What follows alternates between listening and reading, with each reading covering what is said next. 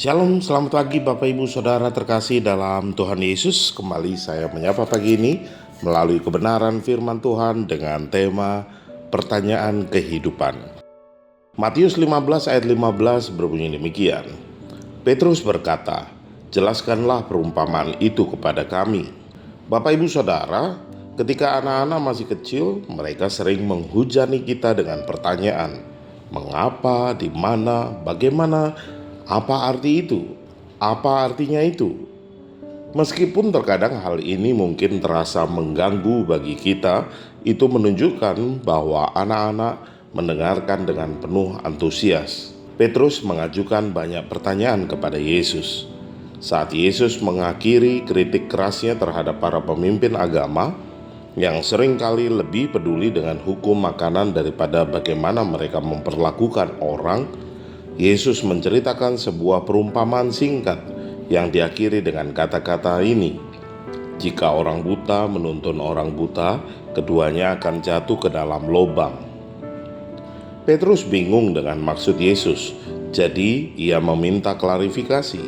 Dan sebagai tanggapan, Yesus bertanya, "Tidakkah kamu lihat bahwa yang menajiskanmu bukanlah apa yang kamu makan, tetapi apa yang ada di dalam hatimu?"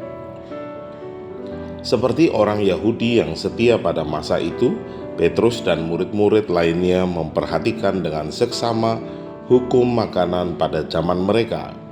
Namun, mentaati hukum-hukum itu sementara membiarkan dosa masuk ke dalam hati mereka adalah kesalahan besar, tegas Yesus. Ia juga menunjuk ke depan kapan ia akan menggenapi hukum Taurat dan menjadi sumber kebenaran sejati bagi umat. Dengan resiko dipermalukan, Petrus benar ketika meminta klarifikasi dengan pertanyaan kepada Yesus. Tradisi dan pemahaman kita sendiri dapat mengecewakan kita, dan ketika kita berpaling kepada Tuhan untuk mendapatkan pemahaman, Dia akan menyediakan apa yang kita butuhkan, agar hati kita tetap selaras dengan rencananya bagi hidup kita. Apakah saudara membutuhkan bimbingan? Jangan pernah berhenti meminta Yesus untuk memimpin dan membimbing saudara, karena filsafat dan budaya dunia bisa menyesatkan kita dan membuat kita jauh dari Tuhan. Maka akan pertanyaan kehidupan ini, dekatlah padanya dan bertanyalah padanya dengan penuh antusias.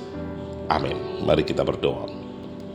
Segala puji syukur kami naikkan bagimu Tuhan. Terima kasih Engkau terus memelihara hidup kami, dan kebenaran firman Tuhan boleh terus menguatkan kami untuk kami boleh tetap dekat padamu. Akan pertanyaan kehidupan ini biarlah kami boleh mendapatkan jawaban yang benar melalui Engkau. Terpujilah namamu, kami menyerahkan hidup kami ke dalam tangan kasih Tuhan. Dalam nama Tuhan Yesus, haleluya, amin.